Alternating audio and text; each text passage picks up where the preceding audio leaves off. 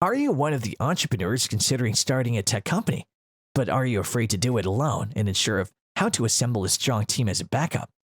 Well, then you have to just click on the right video. In this video, you'll be going to get a clear vision of your queries. So keep your eyes still on the end of the video and get to know how to build a sales team for your tech startup. And for best financial resources, check the links below. Hello and welcome to the channel, folks. Today we'll discuss how to build a sales team for your tech startup.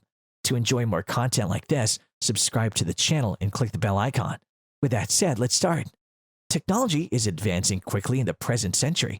A significant advancement in technology can be found around the globe. And to capitalize on the present trend, there are a lot of tech startups that can be seen developing by young entrepreneurs.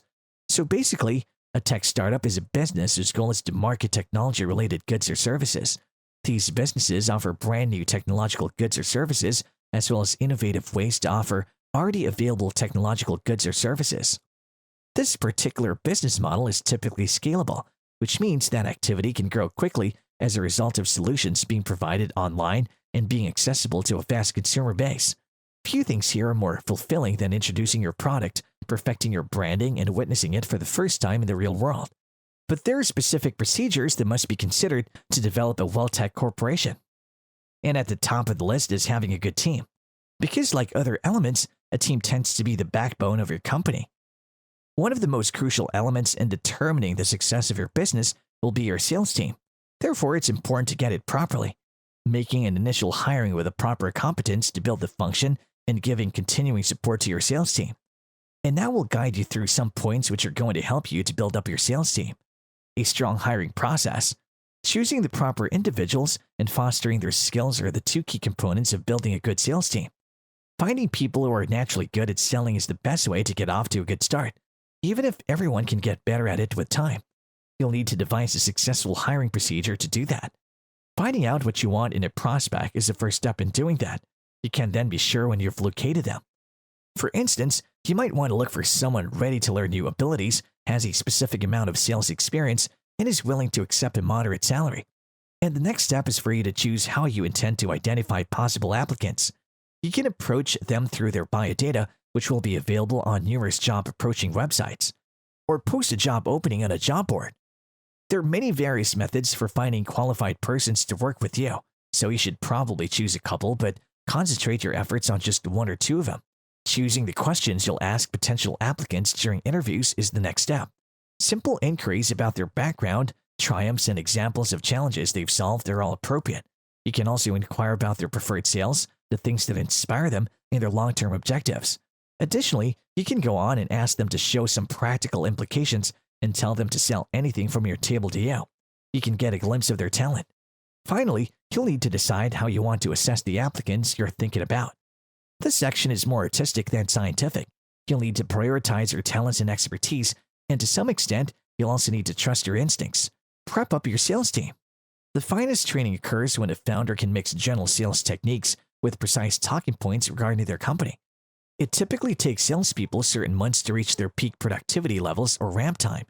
Ramp time is significantly reduced by developing last-mile sales materials that describe sales techniques in the particular context of a company. The ideal method to manage objections, for instance, is to avoid providing a hasty response to a query.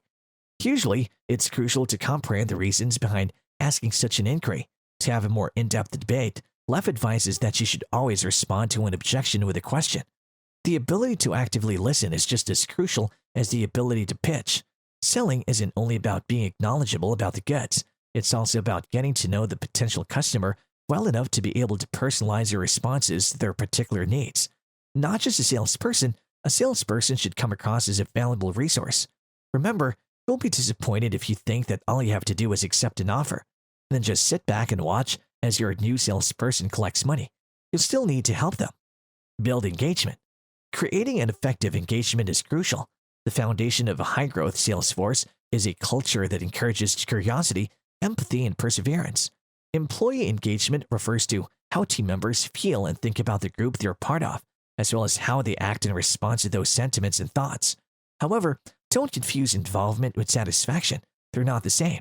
Engaging your teams is your most crucial responsibility as the head.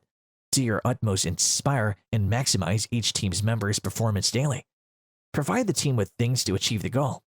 You're not setting up the sales representative for success if your team is solely responsible for making outbound calls and you have not provided them with any call training, scripts, or role-playing exercises. Your sales teams must have all the resources necessary for success. Invest in them. Give them the tools they need to succeed across a variety of channels: email, phone, social, gifting, chat, video, data, etc. Develop them and coach them. Don't forget to give feedback.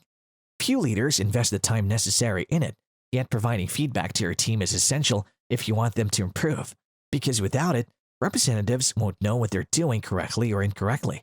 Although they will be aware that something is wrong if they aren't closing any business, they won't be able to pinpoint what it is. Sales performance can be significantly increased by regularly reviewing sales teams' performance and having dialogues with them about it. Because you take the time to make sure they can succeed at their tasks, they will know what behaviors to keep performing, recognize what needs improvement, and also feel like you truly value them and their position on the team. Let's set a goal. Making sure your members are aware of their priorities is crucial to building a sales team, since reps are more likely to be engaged in their work when they know what is expected of them. So that your team is clear on what they're aiming for, take the time to establish expectations for them based on your overall sales goals. To whom are you marketing? What kind of businesses or people are you attempting to contact? What does their daily routine entail?